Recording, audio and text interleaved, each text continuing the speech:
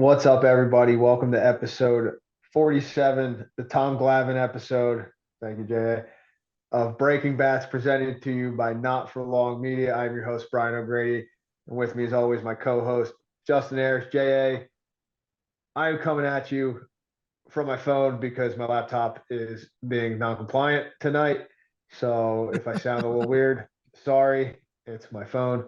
But JA, what's going on, buddy? How you doing?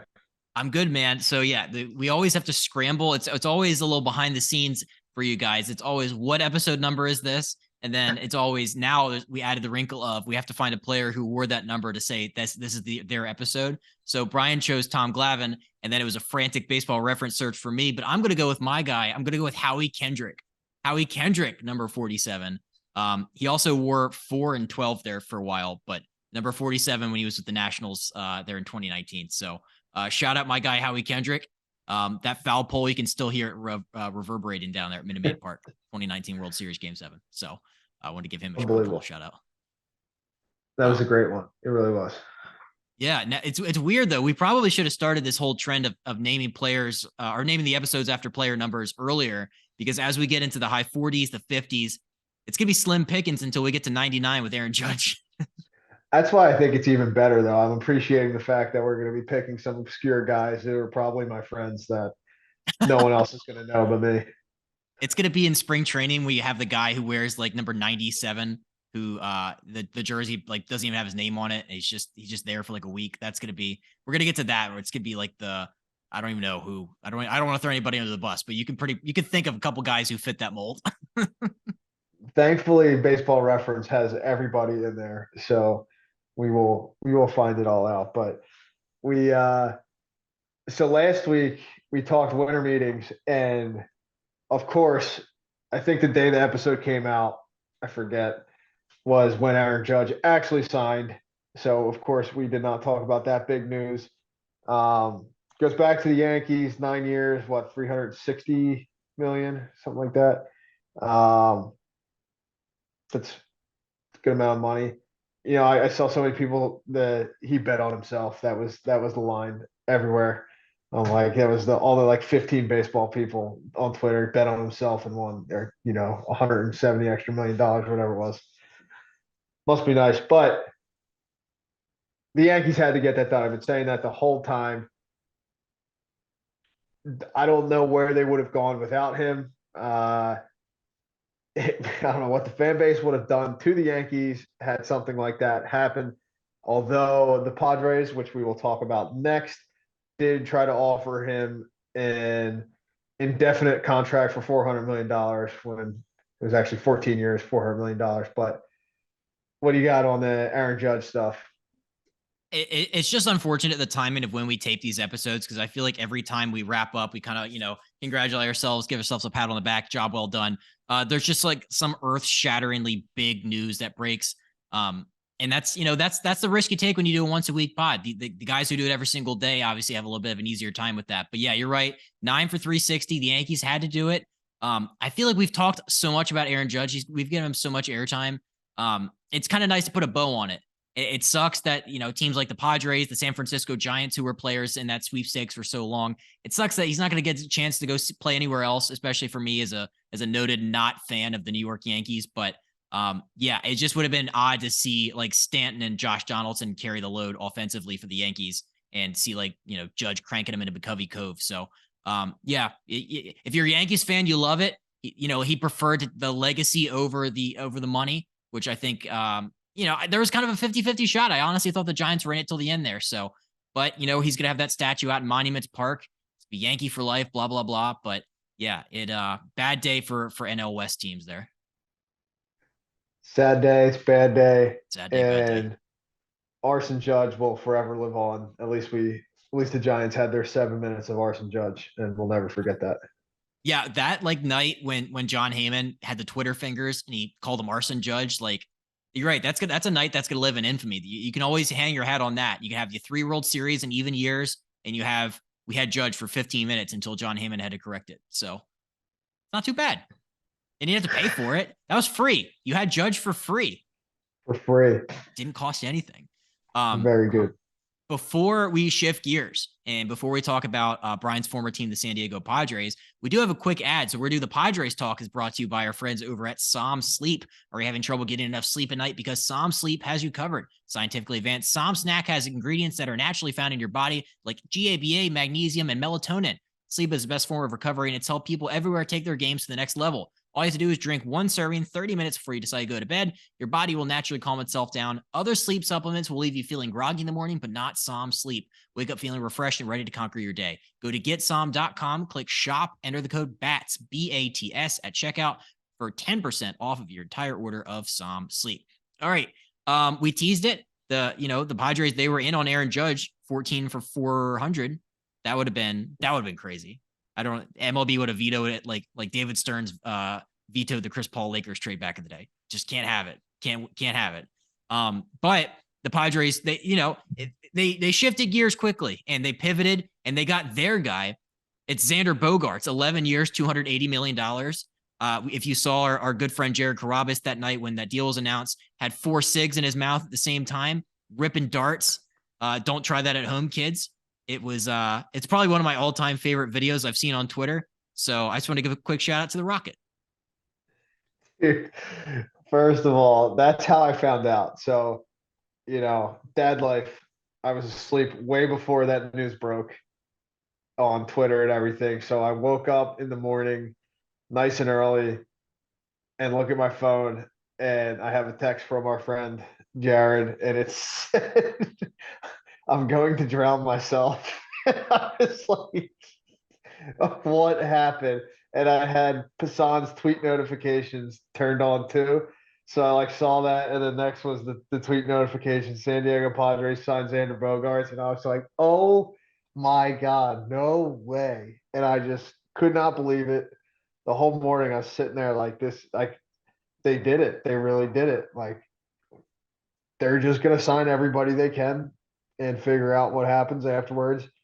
And Carabas tweeted later in that day, I think it was. I don't think it was that video tweet, but when he said San Diego is an incredible nickname or whatever, and I was just dying at that too. So San Diego is awesome. Padres are going to be a fun team to watch. T's and P's to our buddy Jared. I feel pretty poorly for him right now. I told him on Twitter, you don't deserve this, but man, tough time to be a Red Sox fan right now. Especially if you compile that with all the other people that the Red Sox have decided to let go. I saw a graphic. It wasn't very kind to Chaim Bloom. It was just like Mookie Betts traded for Verdugo, Downs, and whoever, and it was just like breaking down all the players he traded away, all the people he didn't re-sign. It was a tough look. But I did want to go back because the Padres, I think they're just going to try to field an entire starting 9 of just shortstops. I'm curious remember we did that video like 6 months ago where it's like if you have a starting 9 of just all one player, and I said Bryce Harper and people were making fun of me. They're like, dummy, supposed to be Ohtani. This is just going to be a thought experiment on what if every single player on the field was at one time a shortstop. So you have Ha-Seong Kim, Machado was a shortstop, Tatis, Bogaerts, Cronenworth. Yeah. I'm sure has played shortstop by now. What do you think? What do you think about the fit? I am never opposed to getting really good players on your team, and Xander Bogaerts is obviously a really good player. I think to start the season, he's at shortstop. Manny plays third. Ha-Seong Kim moves to second, and Cronin probably moves to first, which he's done before. Does it take away some of Cronin's value not playing second? Yeah, maybe, but he's so good defensively, and the shifts are going to be going. I think he brings a lot defensively playing first base, and he's still such a good hitter. I don't think it really matters. But the real question is when Tatis comes back, what happens? And my guess is he's moving to the outfield. I don't know. You would think that they had some sort of conversation with him prior to signing Xander Bogaerts. I would guess. I'd hope so. I I don't know, man. I mean, it seems like he really wanted to stay at shortstop, right? But the way it works out, he's obviously Toddy's obviously very athletic and can play the outfield, so he'd probably be a very, very good outfielder, just given time out there. And then you're talking, I mean, that lineup is serious. I can't wait to watch that team play when they're full. You got Juan Soto in there too. I mean, it's man, what a time to be a Padres fan. It's a great time to be a Padres fan. Bob Melvin's got to have his hands full though, trying to figure out where these guys are all going to play though, because Soto played primarily right, and then I heard a little rumor going around that Tatis might go to right, so then you have to make Soto go play left, which he has played before. But it's just interesting, and you're right, Jake Cronenworth, I think is the real interesting thing here, where it's like, does Cronenworth provide the kind of power you think out of a first baseman? If he's going to be full time first base, which is by all indications is what I've seen him penciled in as, like you'd ideally like to have somebody a little bigger, a little more power. Like how many home runs did Crony have last year? The guy had 17, 21 the year before. So, that 15, 20, 25 maybe. So you're right. You sacrifice some of that just for, everything else you're getting in the lineup? In this case, I absolutely think you do. I think Crony's just such a good baseball player. Regardless, you stick him anywhere in the infield, and he's going to be very, very good. And he's going to just do what he does hitting. And yeah, you're going to get your 20 homers, and you're going to have just a quality at bat every time. My guess would be with the DH spot, they probably try to maybe go for that big bopper in the DH spot there. Profar's still out there. Maybe they do a reunion with him. It's interesting, but I don't think outside of how many absolute studs are there at first base in this league that just hit a ton of homers and are great. Like how many Paul Goldschmidts are around in this league? Not a ton. I think it's shifted away from that slightly at first base, and you can put a really good athlete there who can just play. Um, but if you got Jake Cronenworth playing at first base for your team, you're going to be in a good spot.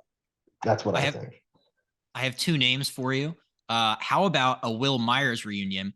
Play a little first base, a little corner, a little DH, because you're gonna need their DH spot right now is kind of up in the air. I've seen a lot of names of people that I unfortunately haven't really heard of up until this point penciled in there. So I think that would be a spot where maybe you could sign maybe Will Myers in like a 1-year deal. Or what if you get Trey Mancini to come in, play a little DH, a little first base? Just throwing it out there. It wouldn't be terrible. A little Orioles reunion too with Flash and Manny. I mean, that sounds like it would work to me. I do think the one other thing that they have working in their favor is, with the DA, you talk about all those guys, you can help give those guys some days off by giving them a DH and move people around. Let Toddy come in and play shortstop if you want, or put Hassan Kim over there and slide Crony back to second, whatever it is. So I think they're going to work out that some way. But yeah, my guess is they're not done. My guess is they're probably going to get another pitcher as well as some sort of bat. Maybe I think Luke Voigt's still available. Maybe they bring Yes. back Luke Voigt, see if he could hit some homers for him. Bring like you said, Will Myers or Mancini, the right-handed bat there that can play some first base. It's it's going to be so interesting, but Preller's never done it. Seems like so. I can only imagine we're going to take this, and in 12 hours, they're going to sign somebody that we'll miss and have to talk about next week. You have to do an emergency press conference, be like, we were right. As we predicted, the Padres have signed a power hitting DH first base type. I think just the only last couple things on this topic is just like another 11-year contract. I don't know how like their agents all just got together in a room. They're like, all right, guys, whatever it takes, we all have to get our players 11 years. Bogaerts, Turner. I mean, the list continues. Yeah, 11 years. What a number. Good for them. I wish I had an 11-year contract. That'd be fun. But San Diego is a phenomenal nickname, and I'm sure that's going to be said plenty of times this season. And I guess the last thing would just kind of be like we talked about. Manny Machado has an opt-out clause after 2023. Soto can leave, I think, the year after.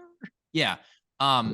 Is this just the ultimate like insurance, like for both of them? Like, if Manny leaves, you obviously can shift Xander Bogaerts to the third. Like if Soto leaves, you have that bat in the lineup. So it's like I think it's just there's no bad parts to this deal. Yeah, I think you're right. I think it's the ultimate insurance. I said this last week. I don't think Manny is going to leave. If he opts out, maybe he tries to get more money, whatever. I think Manny is in San Diego to stay. Soto's obviously, I'm sure they want to keep him. He's going to cost a lot of money and probably test free agency unless they blow him away with something. So, you know, I just don't think it's ever bad to have good players on your team. Like I said, it's just keep collecting them and good things will happen. I can't wait for this season to start and see what they do. I can't wait. Yeah, I'm already just thinking about which Padres jersey I'm going to buy. It's probably going to be a Manny, to be honest. I'm gonna be all in. I want to take this ride with you guys. I want to come on this journey. And I just want to be. I just want to be. I want to feel part of the Padres fan base, which I think up until this point, I think I've done a pretty good job of that. I think the Ben and Woods crowd has helped us out a lot with this, so to kind of ease my transition. But yeah, I would like to add them onto my list of teams that I root for on a full time basis. I think they'll welcome you with open arms. They definitely welcomed me. And I got to give a shout out to our friend Woodsy. He had a great point. Made a little video for Twitter at least after the signing. He was like, you people who are complaining about the 11 years, it's just irrelevant. Like it doesn't, those years don't matter. We're paying and we're, working for years 1 through 6. And after that, who cares? Like, let's do this now. That's such a good point. But I do think Bogaerts will age well and he'll be able to. He's still going to be a very good hitter for a long time. So I between the Mets, the Padres, the Phillies, I'm just super excited to watch that kind of baseball this year. And the NL is just loaded. It used to be the AL kind of ran the Major League Baseball, but now we have the NL come back with a fury. There was another kind of under the radar free agent that I wanted to touch on a little bit. It's your old teammate from Tampa, Kevin Kiermaier. He signed with the Toronto Blue Jays. Kevin Kiermaier is 32 years old. He's played 10 years with the Rays, 63 games last year with the Rays. He batted 228. Hip inflammation the entire year. He kept getting cortisone shots and he had surgery on the hip. Can you talk about like when you have a healthy Kevin Kiermaier, just like not enough people are not enough people aware of just how great defensively he is. I mean, I feel like that gets lost in the shuffle of like these big power hitting guys, but like if you love defense, I mean, Kevin Kiermaier is the guy for you. KK is phenomenal playing center field. He is one of the best. I learned so much just from talking to him and watching him work. If he stays healthy, man, I don't know if there's a better center fielder in the game. And what that team in Toronto, I mean, they can hit, right? That team can really hit. So you stick him in center field to play defense and, give you what he does at the plate, which is a professional at bat each time. But he saves runs. And that's why the Rays kept him for all those years and valued him so highly because he'll, stop the other team from scoring. I love that signing. The only thing I don't like about it is he's nothing. There's nothing worse than the Trop's turf. It's brutal, and that probably has played a part in his injury history all these years. And he's just going to another turf. Now I never played in Toronto. The turf can't be worse than the Trop, but he plays the game hard. He plays it reckless in the outfield. He's going after everything, trying to catch it. I hope he can stay healthy. It would have been nice to see him on grass instead. But I love the signing. I think he fits in great there. Obviously knows the AL East, and it's going to be weird seeing him in a Blue Jays uniform, and not a Rays uniform though. It is. I'm just as you're talking, I'm on his baseball reference page right now. If his like fielding stats, his like defensive runs saved, it's there's a lot of them. And also, if you're looking at his WAR, If you have 162 games of Kevin Kiermaier, his 162 game average WAR is going to be 5.6. It's a 5.5 WAR player if he plays the entire season. So I think you're right. We got to give more love to Kevin Kiermaier. Defense, it's not going to end up on Sports Center for a 500-foot home run, but I mean, I would take Kevin Kiermaier as my everyday center fielder, no doubt. I mean, that's God. Yeah, defensive run saved. He just has so many. Dude, he's unbelievable. He really is. Is this right? 38? 38 in center field in 2015. I didn't even know it was possible. They just, man, and that's why they paid him what they did down there in Tampa. He is as elite as it gets at what you're talking about, saving runs and playing defense and, not only catching balls, but throwing runners out. I mean, the relay, he started the relay those couple years ago in the playoffs where they got Altuve out at home plate. And everyone was going crazy. It was an unbelievable relay from Kiermaier to Willie Adames at short, who, made a perfect throw to the catcher to cut down that run. I think it was the tying run. He's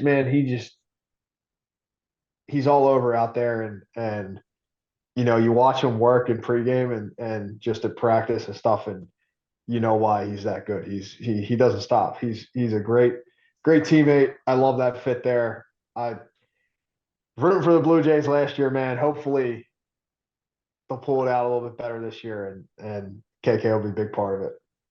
3 gold gloves. One of those a platinum glove. So yeah, not too shabby there in Toronto.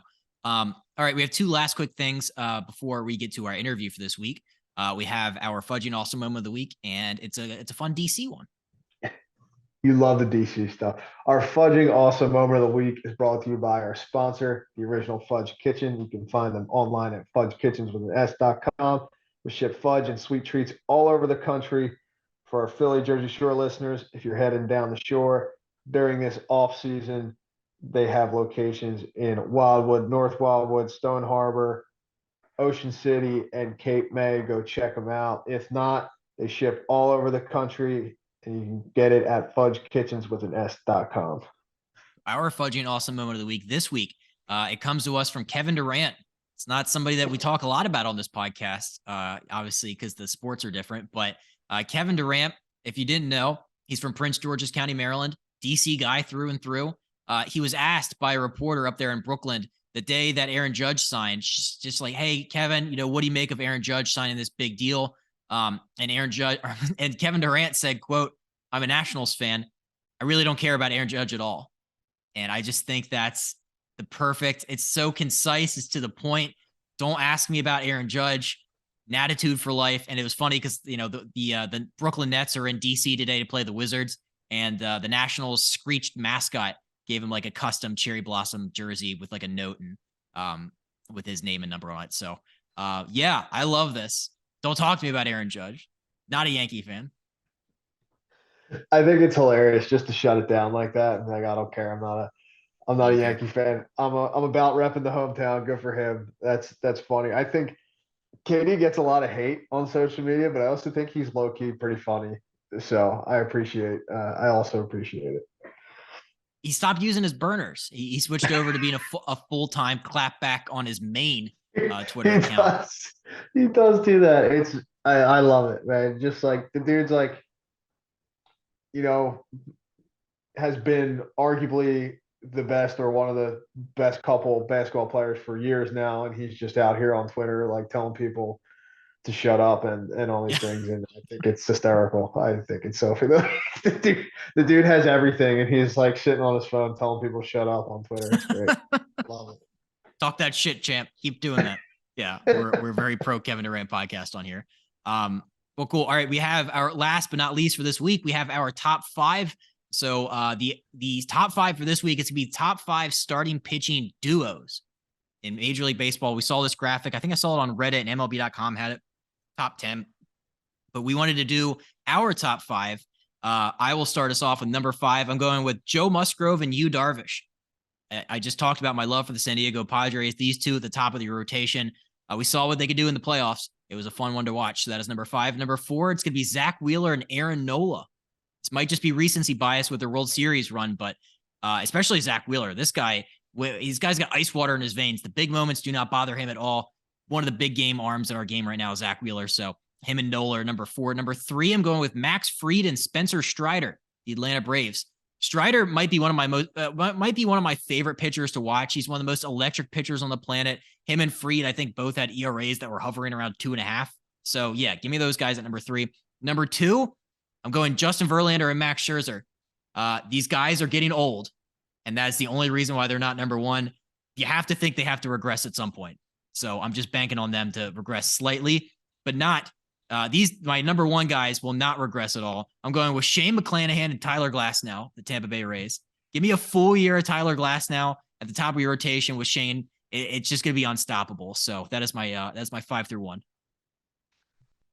Those are really good ones, and I definitely have similar ones. I'll start with my number 5. I think moving forward, these guys are going to be arguably even higher, but it's Framber Valdez and Christian Javier. Christian Javier, obviously, some really good stuff in the postseason, and Framber Valdez is just the quality start king. Unbelievable. So they're going to be my number 5. Number 4 is going to be Alek Manoah and Kevin Gausman, my guy Kevin Gausman. You know what you're getting from Gausman. I think Manoah is going to take another step forward and just become an absolute star even more this year, and he's always talking shit to Garrett Cole, which is pretty funny too on the side. And then the top 3 for me is going to be chalk, like MLB.com's. Corbin Burns is unbelievable. The cutter he throws is literally unhittable like 98% of the time, so just ridiculous. And Brandon Woodruff is phenomenal too. Number 2, it's my guys, Shane McClanahan and Tyler Glasnow. It's just electric stuff. Absolutely electric. They could very easily be one, and they might be one a month into the season. But Scherzer and Verlander right now, I gotta give the nod to them just because you said, they're getting old, they gotta regress. I'm gonna give them the nod because they've been doing it forever, they're still doing it, and I just gotta give them that respect. And I will say the picture here of Verlander in the black Mets uniform is pretty badass, not gonna lie. Just a side note there. Big fan of that. I think you had that in your top 5 uniforms too, was the Mets all black or the Mets black Dude, jerseys. I think anytime a team in any sport has a legit like black alternate jersey, it just looks badass and great. But there's something about that combo for the Mets, the black and the orange and blue, it just looks, I don't know, it hits different. And the fact that they stopped wearing it for a while and now they brought it back and the type of team they have, it's great. It just goes together perfect. It does fit. You know who else has a really cool all black uniform combination? Left hand up, who are we? The Commanders. So go Durs. Go Durs. Well, they're the only team to beat my Birds this year, so good for you. Even though Taylor Heineke faked a roughing the passer or whatever it was at the end of the game, but that's neither here nor there. It's big brain shit. That's what that is.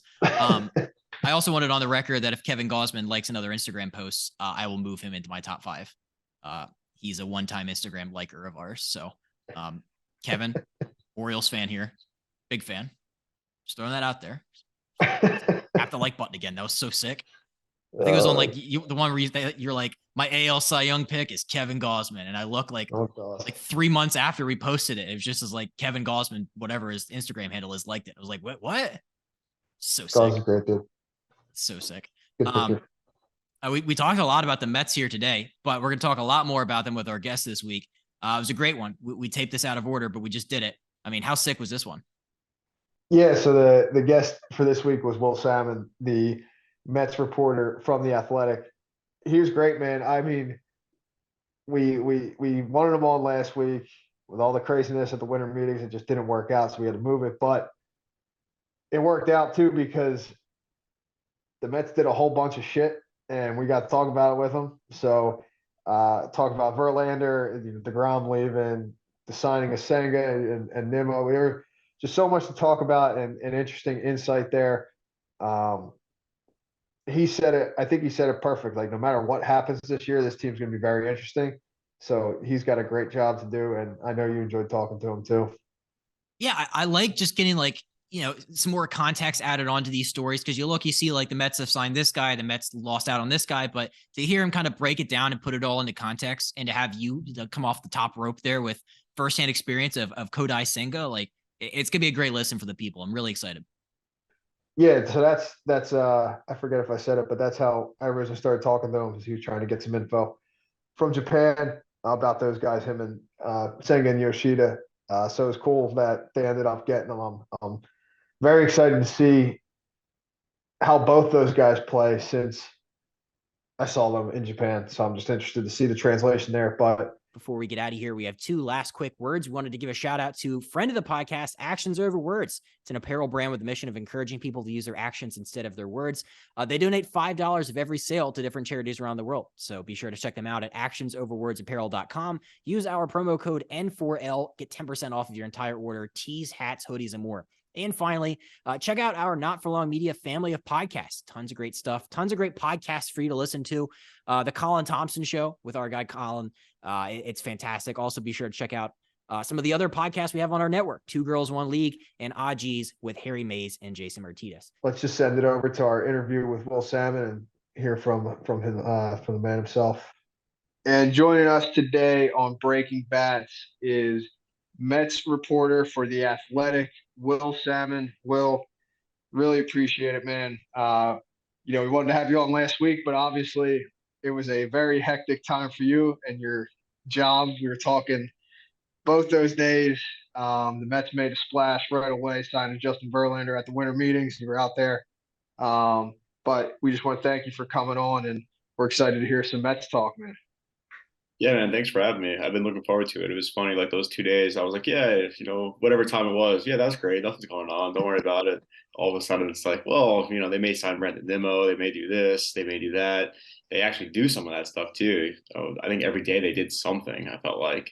Or if they didn't actually do it, they were very, very close, and they ended up doing it the next day. So definitely busy, but I think it all worked out. Have plenty to talk about. It's been a busy couple of weeks with this team for sure.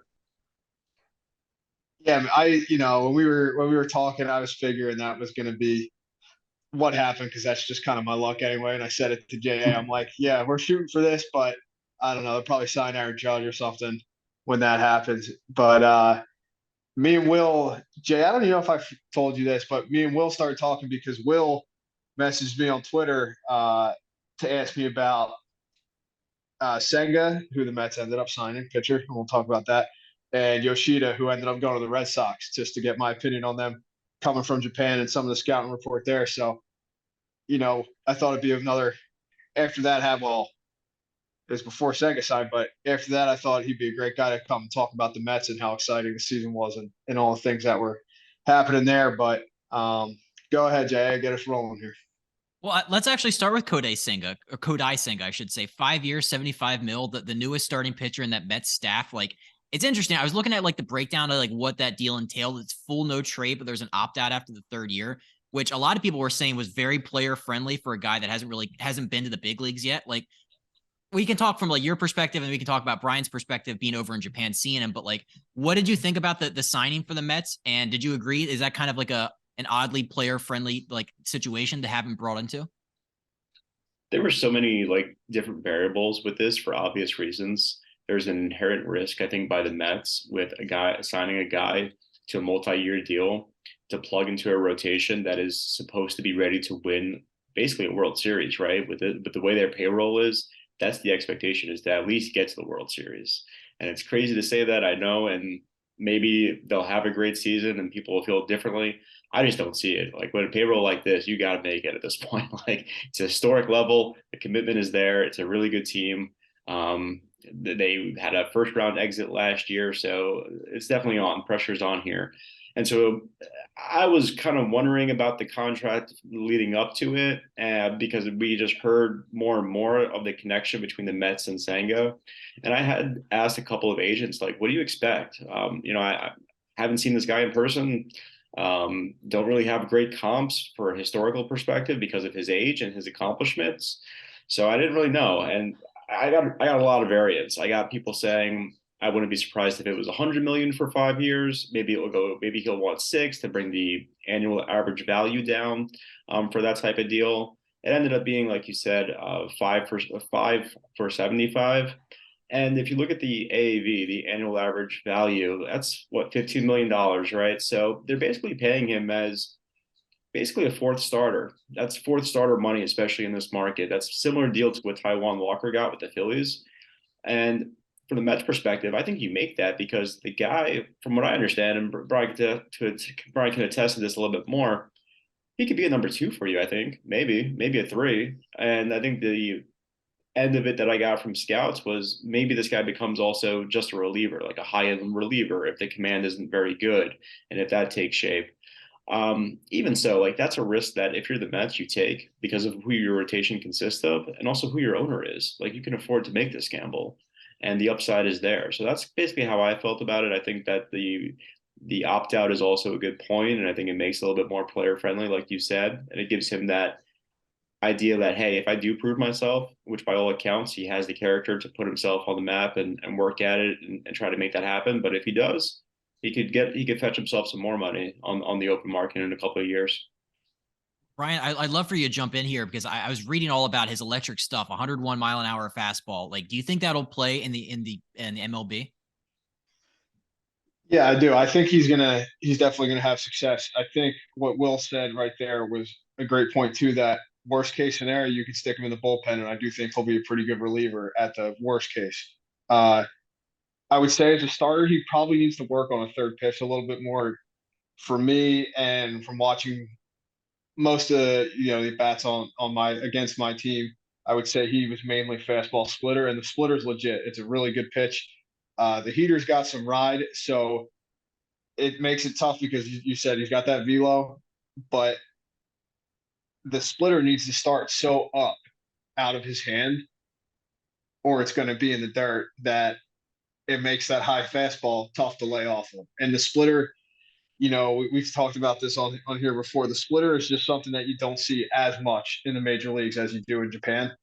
So I think that'll probably give some guys problems to begin with, but not a great slider or cutter or curveball, something like that to kind of go with it. So I'm sure he can work on that, and probably is right now to make that transition. The other point I would have is that he's going to be working with a smaller strike zone for sure. So that will be interesting to see how that goes. But I do think that he will have success. I think he's a good pitcher. I think the work ethic is there by all accounts. Like Will said, the character is there by all accounts. He just comes at you like he's got that kind of mentality. So I did like him as a pitcher. Um, and I said before this, I think he is a safer bet than Yoshida. So I am interested to see how he throws because I do think he's a pretty good pitcher. No doubt. I did see today also when we're taping this at Chris Bassett. I'm assuming this is kind of be the Chris Bassett role that Senga is going to fill. Bassett, 63 mil over 3 years to the Toronto Blue Jays. How involved were the Mets, or how active were the Mets in trying to bring him back this offseason? Or was it just kind of like a foregone conclusion, you think, that the team was just going to let him walk? Yeah, I think DeGrom, of course, was the first domino here. And after DeGrom, and after it was pretty obvious, or when it came out at least, that he was going to sign with the Rangers, I think the Mets had a couple of things in mind. First, they wanted to get an ace, whether that was Justin Verlander or Carlos Rodon.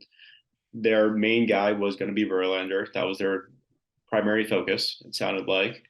They went out and got him, but also at that same time, they wanted a mid-tier starter as well. And then they looked at it like, okay, we also are looking at Senga and Bassett maybe as like wild cards because Bassett's market was said to be pretty strong, even though he had the qualifying offer. People liked what he was able to bring to the table as far as his consistency goes. He was arguably the Mets' most durable or most consistent starting pitcher during the regular season because Max Scherzer ended up missing some time and Bassett didn't. So and he was really really good the whole season really up until the very end of it. And he was also really good the past 2 years before that. He's had a nice run as a starting pitcher. He deserves the deal that he got. But yeah, was under the impression that it was Verlander and then it was a mid-tier starter, which they ended up also getting, and Jose Quintana. And then it was, okay, we're also going to try to get Senga. And Senga and Bassett was kind of like the wild card situation because, like I said, Bassett's market was pretty high. And then Senga, they didn't really, I'm not sure how many teams were in it, but I'm sure there were a handful.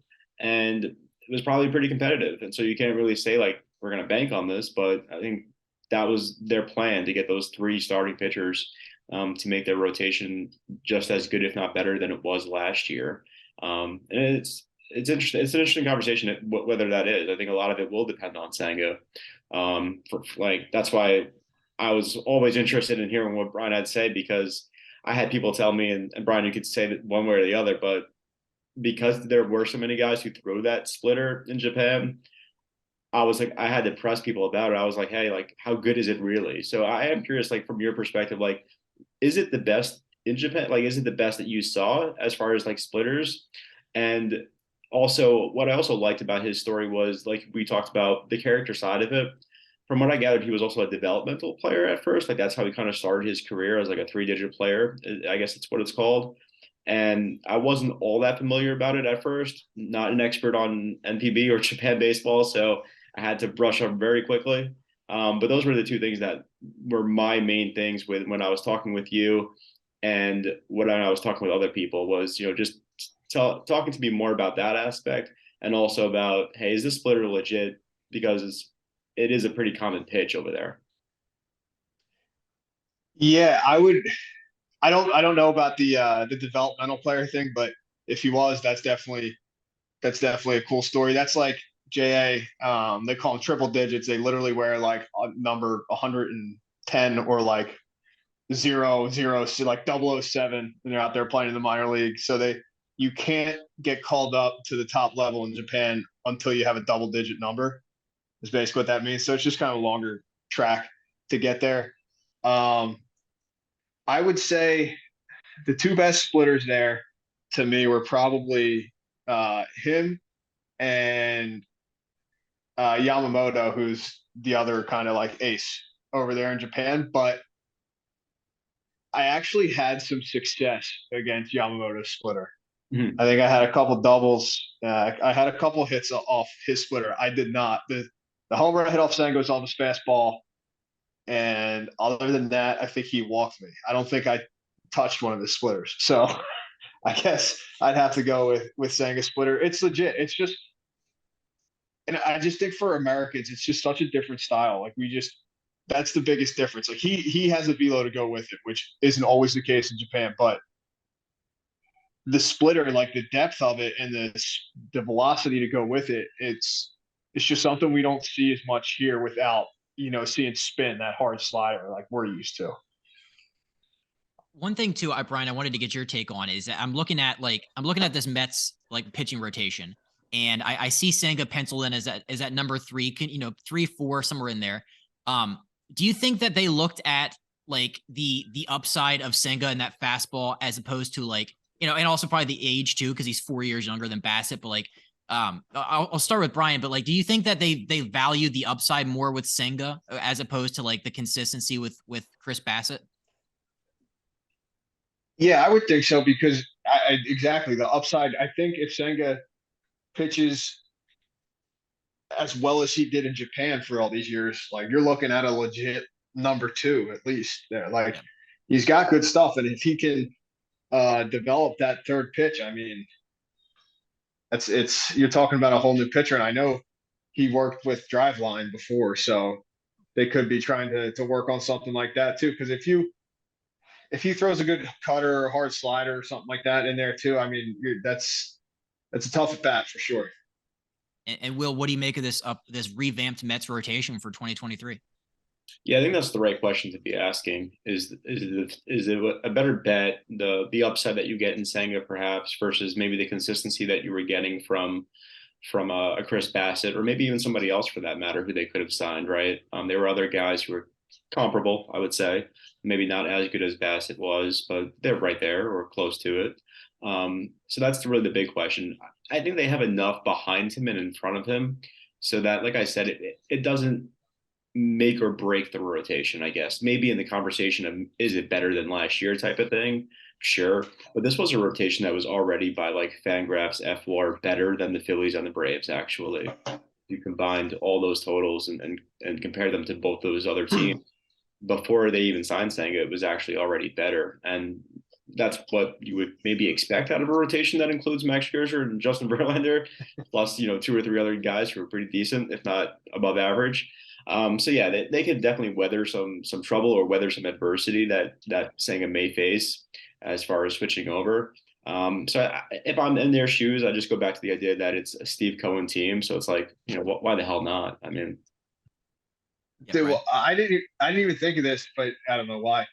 But yeah, he's got Justin Verlander and Max Scherzer to learn from too. So, he comes over here with this kind of talent and the polish that he already has, and then he gets to hang out with those two guys and learn from those two guys. And I'm sure he'll ask a ton of questions and they'll be willing to help him out. And I mean, now that I think about it even more, I would expect him to have success with that. I do think that's another huge plus there that I didn't think of before. Absolutely. I saw this on Reddit earlier and I thought it was really interesting. It's that the Rangers signed DeGrom for 185 million and then the Mets spent 187.7 on Justin Verlander, Senga, and Quintana. I wanted to talk a little bit about Jacob DeGrom and just kind of how like that all, because it was weird. I was reading about like when DeGrom went to Texas, I read that he didn't give the Mets a chance to counter their offer. Was that just because he knew that the Mets weren't coming close to that, or was that part of like a gradual distancing of himself to the organization, do you think? that's a great question. So I remember back, not the winter meetings, but the GM meetings. This was first week in November. Billy Epler, Mets GM, has his press conference. And I just asked him point blank, like, do you get the impression that this guy wants to be here, that this guy wants to continue to be a New York Met? He said, yeah, and that they were in basically lockstep throughout the whole process of like, we're gonna keep ourselves in communication. We're gonna share information or like whatever the other side hears, we'll be in touch, that kind of thing. And I think that they were up until a certain point, and up until that certain point was probably maybe a few days before or a few days before it became official that he was going to the Rangers, I would assume, because clearly like that deal doesn't get done in a matter of a couple of hours. Like there's a lead up to it, right? So like I would assume that it was at least a couple of days where things were getting a little bit serious. From what I gathered, I think he officially signed on a Friday, and I think it was that Thursday where I think got really, really serious within like the Texas organization, where other people were hearing about the deal possibly transpiring. So I don't know if I'm necessarily surprised that he didn't. I mean, this was a guy who, he came out to, simple man as his walkout for taking the mound. I mean, he was, not to say that he was not comfortable in New York. I don't think that's the case. He clearly excelled, and I don't want to make too much of that because he was able to do his job and he was able to be the best pitcher in baseball. But I mean, I just think that it got to a point where he got a ton of money for somebody that hasn't pitched that much in the last 2 years, right? And I guess he had to know, or his agency had to know, that maybe the Mets were not going to approach that number. Because if you're looking to get into a bidding war, you extend it, right? Like you tell the other side, hey, this is what we got, and can you match it?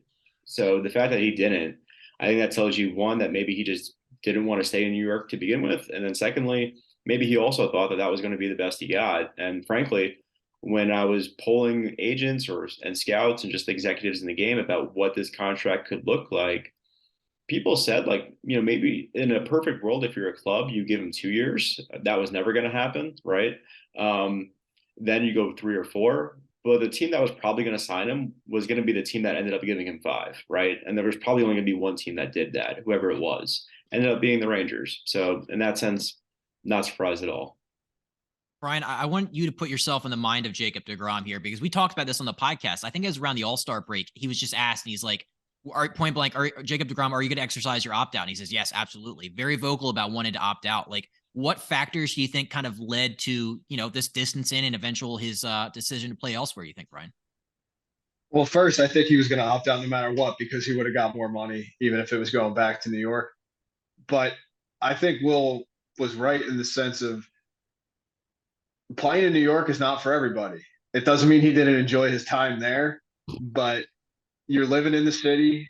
There's a lot of traffic. There's all those things that go along with it. And I'm not saying that I personally wouldn't play in New York if given the opportunity, or like that people don't like it while they're there. But he's from the South. He's from Florida, or at least he went to college in Florida. I think he's from Florida. But Texas is an appealing place. I mean, it's not that stadium's awesome, first of all. Second of all, it's not like right downtown in the city. There's other areas around where you can live. There's no state income tax to go with all that money that they just offered out. But obviously, they want to win. They're making moves. We said this too. Bruce Bochy didn't come out of retirement to play, manage a shitty team or anything like that. So I just think it's a different appeal. And while I'm sure he enjoys time with New York. Sometimes, there's other factors, and you just kind of want to move on or play somewhere else too. But I do. It is leaving that team, that talent. It was definitely it's definitely interesting too. Will, how should Mets fans remember Jacob deGrom as he goes on to a new organization? Well, he in Mets lore, it's Tom Seaver and then everybody else. It's like, and like, is he number two? I don't know. Maybe Dwight Gooden's number two, but if he's not number two, he's number three. And in my opinion, he probably is number two. The difference, a big difference too, though, is that Tom Seaver and Doc Gooden, they were on teams that won World Series. DeGrom was not, right? And that's really nothing to do with him, but that's just how you kind of get remembered, I guess. It's part of your story. He was a guy that unfortunately would give up one run and would lose 1-0 after pitching 7 innings. Like that was his life as a New York Met for way too long. And that's pretty sad. It's a shame that he was not able to, be a huge part of last year's success and last year's run. I mean, he only pitched a handful of games in the regular season, had the one playoff start. It's a shame. It really is. But I mean, the guy won a couple Cy Youngs. I mean, when he left because of the injuries, he was the best pitcher in baseball. And then right when he came back, he was the best pitcher in baseball again, pretty much. So sure, he faded down the stretch a little bit there, but probably would have ride the ship. I mean, he's never been bad. That's also the thing. I mean, this was a guy who played shortstop for a while in college.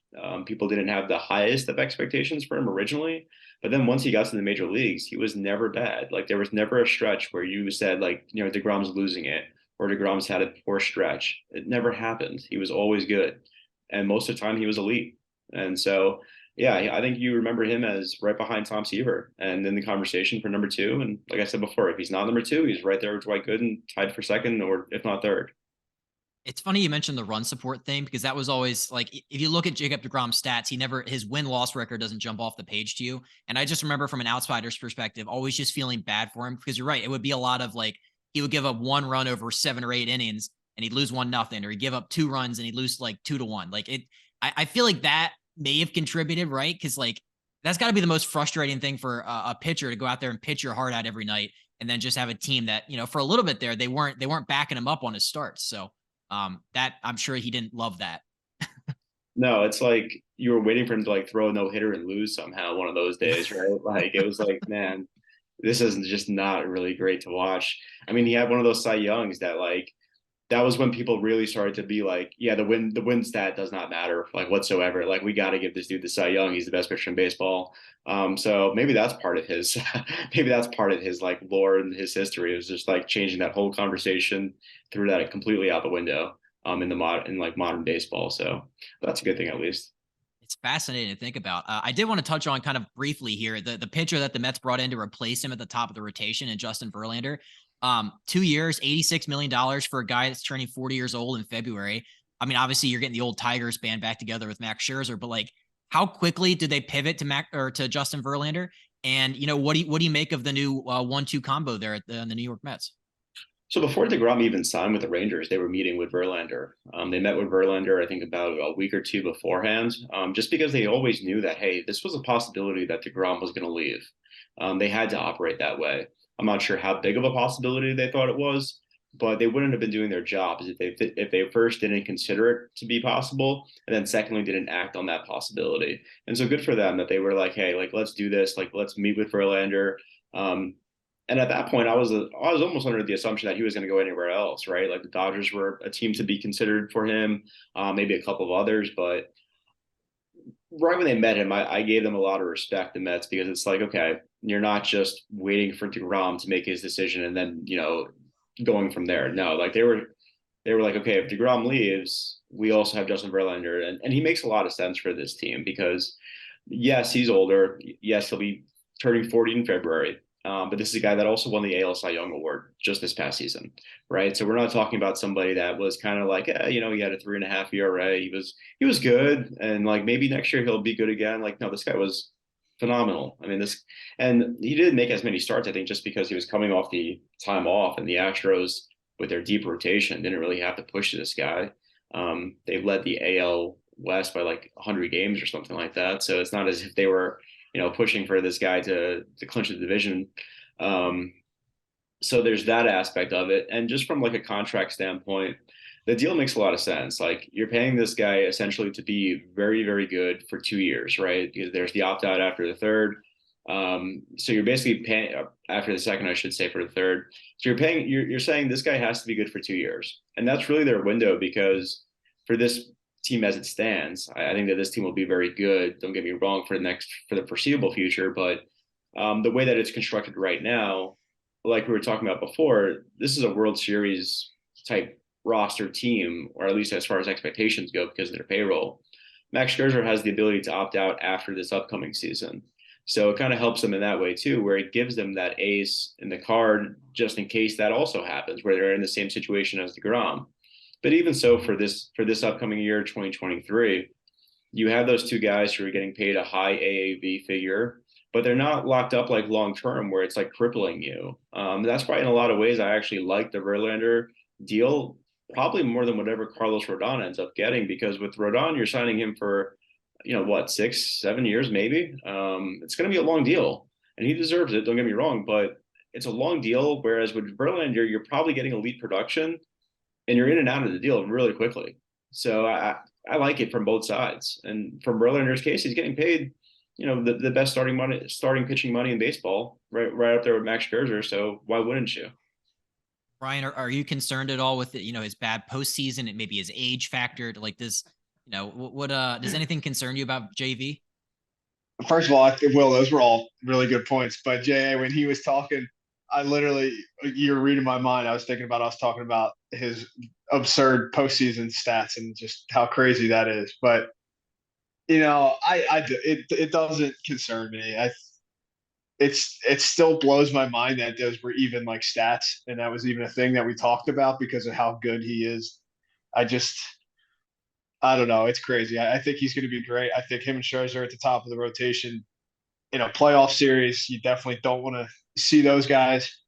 And man, I think the Mets. I grew up in Philly. I'm not a New York sports fan by any means, but I do think the Mets are an exciting team, and like to me, becoming a team that's easier to root for because they're interesting and because Cohen's willing to go for it. Like I appreciate the product they're putting on the field and the type of team that they have for sure. Yeah, it's funny you mentioned the payroll for next year. I wanted Will to get your take on this. I looked, and I don't know, I could be off, but I think I saw that their 2023 payrolls 349 million, the biggest ever. Then you have to add 70 million in luxury tax onto that. Does that sound right?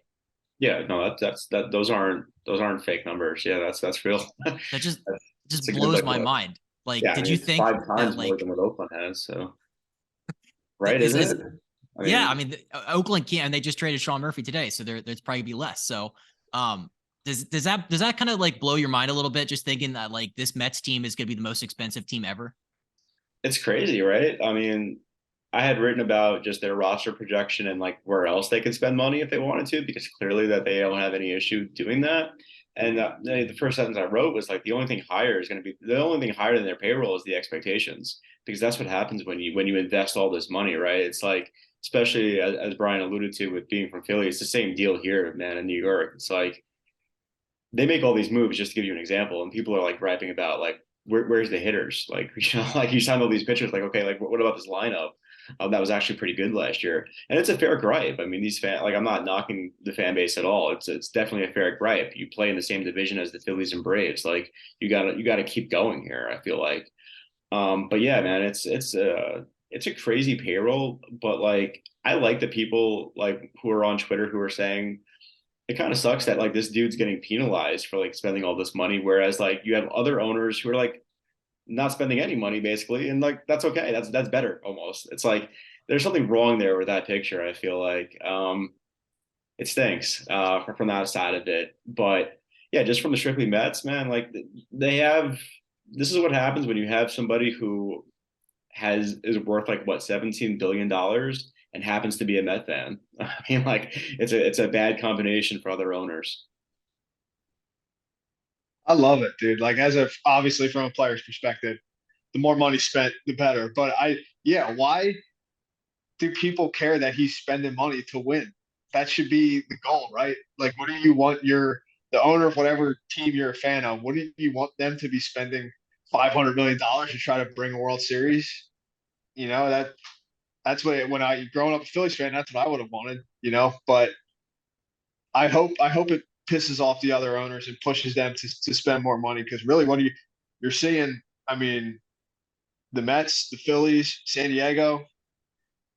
Other than that, who's really pushing to spend that money? I mean, I guess the Dodgers were, but they kind of maybe aren't as much so far this offseason. But or you're the Braves and you're smartly locking up all your young studs for what are even, more and more looking like the best deals ever, even though those guys are making good money too. But I love it. I think it's great. I hope it wakes up the other owners. But I was and I I do want to talk about Brandon Nimmo in a minute, but what do you think is next for them to add, or what do you think they need to add? Because the Phillies and the Braves are really good teams too.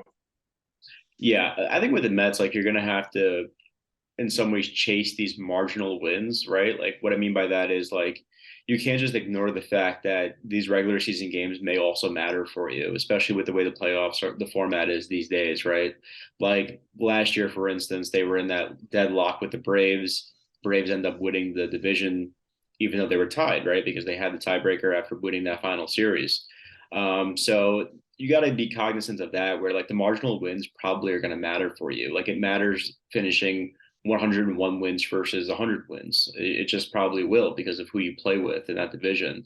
And a lot of teams don't look at it that way, I guess, because a lot of teams are like, okay, like let's just get in the playoffs and like take our chances that way. It's a crapshoot, blah blah blah. Like let's see it happen, kind of thing. But if I'm the Mets, I'm continuing to pursue like upgrades to the lineup. I'd like to see them continue to add to their bullpen as well. That's an area where they had to really do a whole sort of makeshift because of the amount of guys that left via free agency. Trevor Williams, Adam Ottavino, Seth Lugo. They had to re-sign Edwin Diaz, of course, which they did. And they've made some strides there with David Robertson, and they've made a trade for Brooks Raley and a couple of other guys, but there's some work to be done there. And I also think that they need to upgrade their bench a little bit. They probably need another outfielder, just as maybe a fourth outfielder, DH type to help there. You have your outfield set, and Jeff McNeil could also play a little bit of left field, but still, I think somebody who could play center field in a pinch or a backup would serve them pretty well. But yeah, that's the main thing for me is just chasing those marginal wins and maintaining the flexibility going forward, right? Because we were talking about how much they're spending for 2023, but if you look at the guys that they have locked up beyond, like say the next year or two, it's really not that crazy. Like they don't really have these monster deals. I mean, Lindor is a big contract. They just signed Nimmo, who you mentioned, which we'll talk about, but aside from that, like they're not on the books for like these like crazy deals that they had for 10 years. They have a couple, right? Like I said, but that was part of the point with the Verlander deal making sense for them. It gives them that flexibility to go somewhere else and to keep this thing going because they could always just sign somebody else in 2 years. What do you make of Brandon Nimmo? 8 years, $162 million. He's obviously getting older. He plays a good center field, but he's had a hard time staying on the field here lately. What did you make of that when you saw that? Yeah, with him, his injuries, they're like chronic problems where we could say like, okay, this guy has a really bad like right shoulder, right? It's always barking on him, it's always giving him fits. He's had like several like weird injuries. A lot of them like he slid somewhere or he did this and he has an ankle or whatever it was, right? It's like these I don't want to say these random things, but it's a series of like these more acute injuries, things that are not like long-term issues probably. Because if they were, I don't think the Mets give him this deal, right? If he was dealing with something that was costing him major time, there'll be a lot out there, and like flashing red lights, like don't do this type of thing. Like that wasn't really the case with Nimmo. It is definitely a fair concern though of maybe his style of play. He's just not the most durable guy. I mean, he gets hit by pitches a ton. He's always leading the league in that, or he's right up there. He plays really hard. He goes really hard, and there's a downside to that. It puts you in a situation where you're liable to get hurt, and that's happened to him a few times. But when he is on the field, there aren't too many other center fielders that are better than him. Aaron Judge clearly in free agency was in a class of his own, but in that next tier, it was Brandon Nimmo, and then there was another huge drop off between whoever else was next. Like there was not another player in that same tier as Brandon Nimmo, and so for the Mets to lose him, that would have been huge. He plays center field, and he also bats leadoff for you, and he's pretty much the epitome of your team, right? He's somebody who gets on base, he takes pitches, he does that kind of thing, makes contact, can also hit a couple of home runs. So he really fit with the identity of this team too, from that standpoint. So you were losing a lot, and their next course of action, like the alternative, would have been probably maybe signing somebody like Kevin Kiermaier, to play center field, maybe moving Starling Marte from right field to center field at the age of 34, when he's a pretty good bat for you that you want to stay healthy, and you don't want to continue to increase his workload. So none of the alternatives were all that great, I felt like, at least.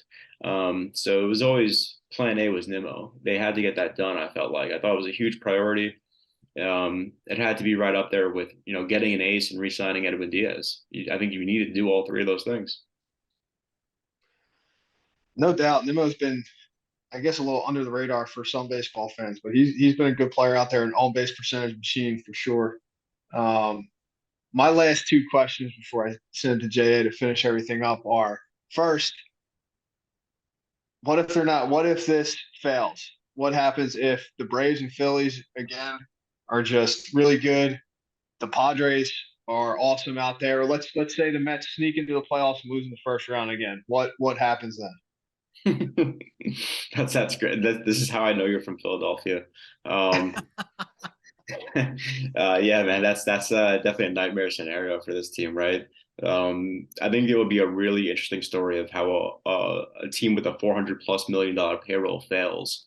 Because it definitely, right, you could write up that script, right, where it's like, okay, Max Scherzer, Verlander, age catches up to them at the wrong time. You could continue to write the script and say, Edwin Diaz regresses a little bit, blows a few more saves. He's not this impossible machine-like guy that he wasn't last season. Continue on. I mean, saying it could be a flop. I mean, like you can just keep going, and it's like it's not all that like out of the realm of possibility, right? There's a certain percentage of possibility where all this does happen with this roster. Not to mention the fact that Alonso and Lindor and a couple of other guys are coming off phenomenal seasons, and just the chance is that like there's going to be some regression there, and that's just natural, right? Like you're not going to hit 40 home runs and drive in 120 and hit for a decent average, get on base at a high clip every single season. They also avoided the injury list a lot. Their position players did. Marte got hurt down the stretch, but really that was their only guy that went down for a decent amount of time. Like they largely avoided injuries, and so that could be something that just law of averages catches up to them. So what happens if then? I mean, I don't know. We haven't really seen like Cohen like invest all this money and then like have to react to the negative result. I don't know. I would assume that there would be some firings. I assume that there will be like a huge course of action there because yeah, these expectations are through the roof. They have to be at this point. For the record, I picked the Mets to win the World Series in our predictions before this past season. So I'm an unbiased baseball journalist. There you but go. That's awesome. I don't for also for the record, I don't think that's going to happen. But man, it's just like with that peril, like you said, if it were to happen, we go, oh shit, what Yeah. what's next there? Yeah, I mean, I also don't think it will happen just because, I mean, we could write that script like I did like fairly easily, and maybe some of it happens, maybe it doesn't, but there's a higher likelihood of it not happening just because of who they have, right? We're talking Yeah, about two guys at the top of their rotation who, yes, they're on the older side, but they're still at the top of their game. I mean, you can make the argument that Max Scherzer's gotten better the last couple of years if you look at his numbers. Verlander just won the Cy Young, so it's not exactly like these two guys who are 40 years old who are having some ho hum seasons. These are two still the best pitchers in baseball. no doubt. I just love it's going to be another great season, man. I mean, the Phillies are definitely tough, and the Braves are tough too. And then you get into the postseason, and you talk about the Padres as well, and I'm sure the Dodgers will be there because they just always are these days. But it will definitely be fun to watch. And the last question I have for you is, how's Buck Showalter, and what's it like being around him? He's great. You never really know like when where a question and an answer is gonna go. It's somehow, some way, like you'll ask about Tommy Hunter and you'll get an answer involving like the 1989 Yankees somehow. You just don't know where it's gonna go. But that's him in the press setting kind of thing, where he's pretty amusing, pretty entertaining. As a baseball guy, I think the cool thing about him is that he could tell whether like you watch the game or not because he sees everything and he doesn't miss much, if anything. I think we saw it during the playoffs where he was even checking like Musgrove's ears and stuff like that. I mean, he's gonna play every card he has, and he's gonna be a stickler for the rules, and he's gonna know every single rule in every single ballpark, and he's not gonna be unprepared. And I think guys in that clubhouse respect that above all else, like above all like the entertaining shit and like him coming back and missing some time and being older than everybody else. Aside from all that, they respect the fact that this guy is prepared and he cares and he cares about winning. And I think he was the right guy for this team, right guy for this job, especially because the Mets, before last season and before they got Showalter, they were not known, I guess, for like the right reasons as far as what people thought about them in baseball, right? It was like, oh shit, the Mets type of thing. The conversation has changed, and I think a lot of the credit deserves to go to clearly Steve Cohen for the ownership, but also it trickles down to Billy Epler and Buck Showalter. So definitely they deserve a lot of credit. Love that. My last question is, I know you're a Queens native. How excited were you to shift over to the Mets beat this year? And like, do you remember growing up watching the Mets? Like, do you have any early childhood memories of baseball that includes the Mets? Yeah, man, my team was I had the infield of like Alfonso at third or at second, John Olerud at first, Robin Ventura at third, Ray Ordonez at shortstop. So I was like really spoiled with like great defense. And that was like late 90s, 2000, that era. So when I became a fan at first, I thought this was going to be like a really good team for a very long time type of thing. That didn't really occur, right? Like those early 2000s suddenly became very, very bad. So I think that naturally like had a lot of like influence on how I view teams and who I root for beyond baseball. Because you have to have long suffering is like the best adjective for this group of fans. I feel like in a lot of ways. But I was pretty psyched up about it. I mean, I like covering the Brewers. I was covering the Brewers for the past 3 seasons. I enjoyed it very much. It was my first baseball job as a reporter. I was covering college football for a handful of years prior to that. I'd always wanted to cover baseball. And I mean, there's no better time to be covering the Mets. And I'm really fortunate to be in the situation with the Athletic because I feel like, I mean, we spent a good 45 minutes talking about this team. It's just a fascinating team. So like as a writer, as a journalist, like you're never bored. Like you're never like, man, I got shit to write about today. Like, no, you got like tons of things to write about today. Like, and that's the case every day with this team. So it's really fun, man. And I'm very fortunate to be in the situation I am. I have a great partner also with Tim Britton with the Athletic. We covered the team together, so it's been a blast so far. And yeah, hopefully the good times keep going, and it'll be a nonetheless interesting one way or the other for in 2023. No doubt. No doubt about that. Well, I hope that it's interesting in a good way for you.